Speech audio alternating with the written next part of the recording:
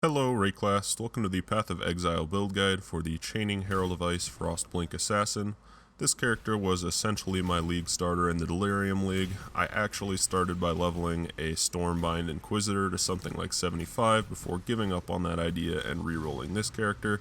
So it was a bit of a slow league start, but the speed of this character made it easy to catch up and get some currency going for my next intended build.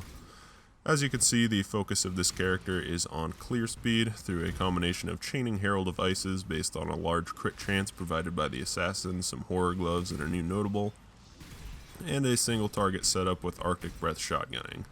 We use Frostblink as our main clearing skill. This skill was reworked this league and it is now pretty good despite being absolute garbage last league. Now it's pretty good AoE, about an instant cooldown when you're using it on map density packs, and really solid damage. It's also an excellent skill for leveling through the story. On a 4-link, it'll pretty much one-shot white mobs all the way through. As usual, you can find a path of building in the video description for this character, so you can browse all the gear at your leisure. Since I'm still actively playing this league, we're going to do this build guide a little more freeform and old school, rather than my usual highly detailed, highly cut up build guides. We'll just briefly look at what the character's doing here in some gameplay footage, and then cut in game where I will go through the gear and passes manually, and then you can go through the path of building to take your time and look at things in greater detail. For some pros and cons of the character, on pros, the character obviously has very fast clear speed, particularly when you get used to using Frostblink properly and hitting 2 packs at once with it.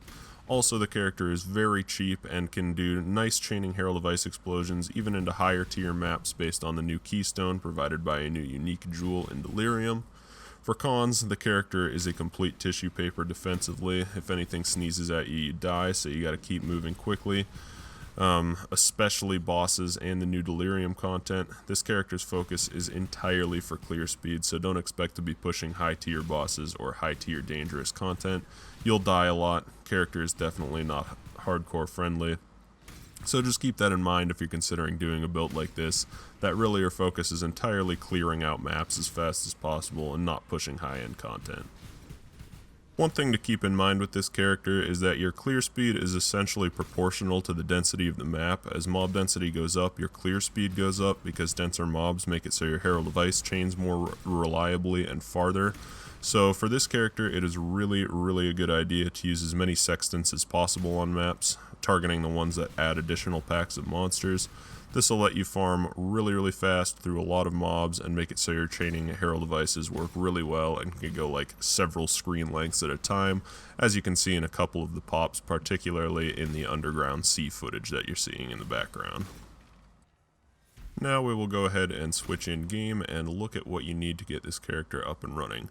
We'll start with the essentials. The very first thing you need, which I haven't checked in a while, but at the time I bought it was very cheap, like 5 chaos, is the new Calamitous Visions unique small cluster jewel, which adds the Lone Messenger keystone. This keystone, as you can see, makes it so you can only have one herald and does a bunch of other things, but most importantly gives 100% more damage with hits from herald skills. This makes it so we can get a lot of damage on our Herald of Ice, which makes it so on this fairly small budget it can chain really reliably even into mid to low red maps. The next thing that you will want is a medium cluster jewel, and to save passives you want to try and get as small a one as possible, which for medium cluster jewels is 4 passive skills, and you can get a couple good keystones in a jewel slot so that you can fit your small cluster jewel. The keystone the notable you are particularly looking for is the self-fulfilling prophecy notable. If we pull this jewel out, or just look on the tree here, you can see that self-fulfilling prophecy gives +1 to crit chance of herald skills. So that's a +1 base crit chance. Herald skills by default have no base crit chance, but this is the start to getting enough crit chance for reliable chaining. The next thing you will need is a pair of gloves crafted with an Essence of Horror. As you can see here, it gives socketed gems have plus 3.5% critical chance. So with that notable we looked at before, that gives us a total of 4.5% critical chance. And then you slap on the 2% from the Assassin and you've got 6.5 base crit on your Herald, which is plenty for scaling up and making it so you can get reliable chains. As you can see, these gloves are total garbage against, again, an Essence of Horrors, just a couple chaos, and I just stuck with the very first one I used and crafted some life on it, so you don't need to spend a lot into this character. The next thing you will definitely need is a diamond flask, and on this character you will need an enduring mana flask. Since we cannot use any auras, that's one of the side effects of this Lone Messenger Keystone. No auras, we can't use clarity. That makes it really, really hard to get to the point where you can sustain mana on your own.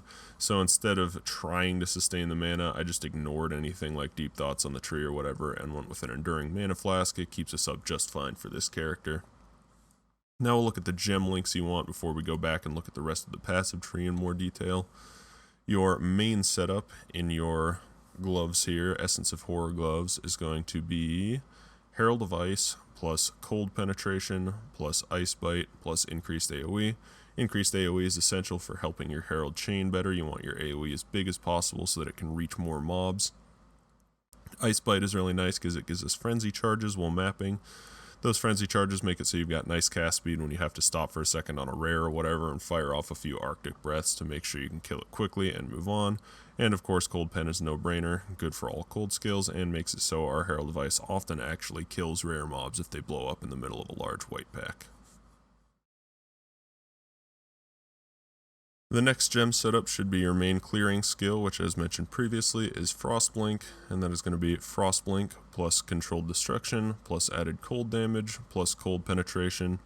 If you are just on a regular 4-link, you want this Controlled Destruction to be increased AoE, but as soon as possible you want to get a helmet like this that has increased AoE built in. These helmets are like dirt cheap these days. This one cost me 3 chaos and it had a nice life roll and an open craft for a resist and even had a bonus flat cold added to spells. So you can get one of these really cheap and then you've got a 5-link for your Frostblink. Your main damage setup for single target in your chest, which I recommend going for a corrupted 6-link like this. It's really cheap to get a corrupted 6-link with good life plus a resist. I think I paid like 20 chaos for this one. You want Arctic Breath, Greater Multiple Projectiles, Concentrated Effect, Cold Penetration, Hypothermia, and Spell Echo. And again, you basically need to get on top of enemies and fire them close to your feet to get a good shotgun. Unfortunately, Arctic Breath really likes to spread out as you fire it far away, so you essentially have to be melee for single target, which is another factor preventing this character from going into high tier maps very reliably. Beyond that, you've got a couple utility setups. I use a Vortex with Bone Chill and Unbound Ailments. That gives a highly effective chill from the Vortex, which then increases the cold damage taken by enemies proportionately thanks to the Bone Chill support.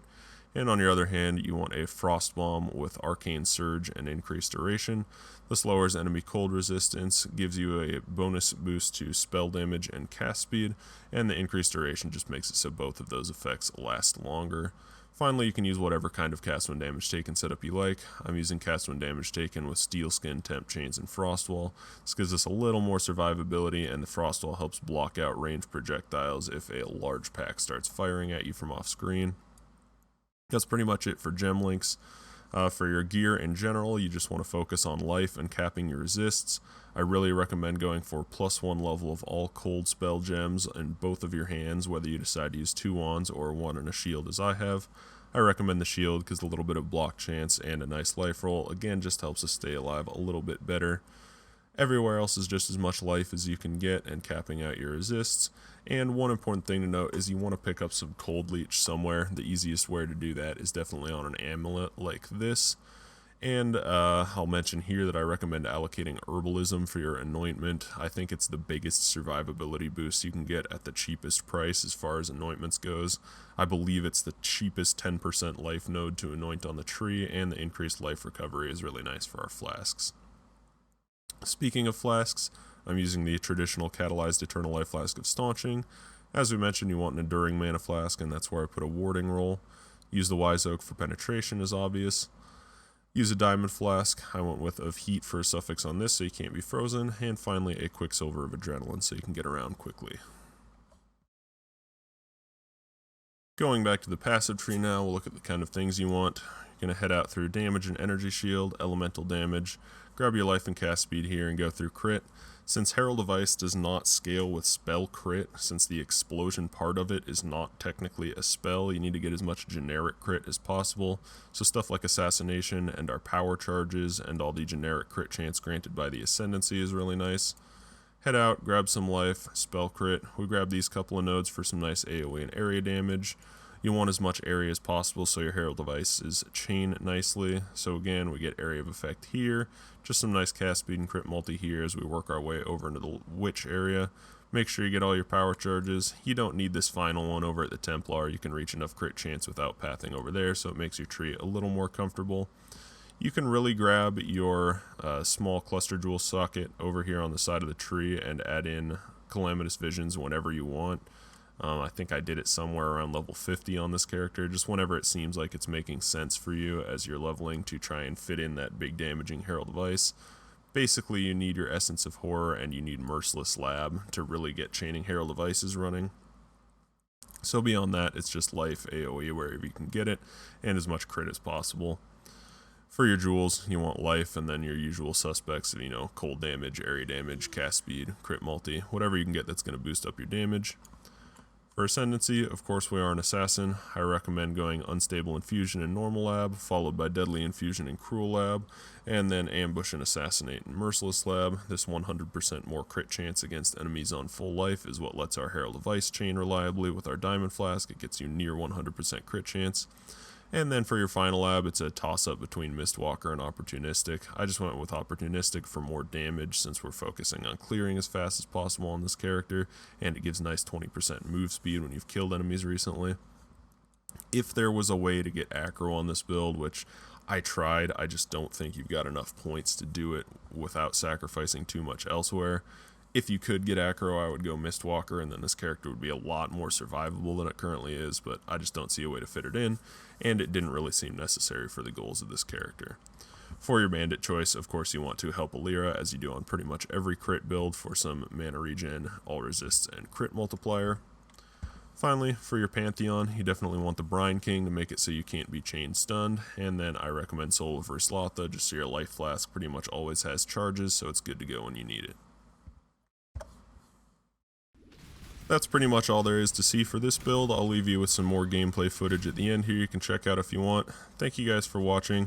If you enjoyed the video, please consider subscribing to my channel, hitting a like on the video, and turning on the notification bell so you can see when the stream goes live or when new videos come out.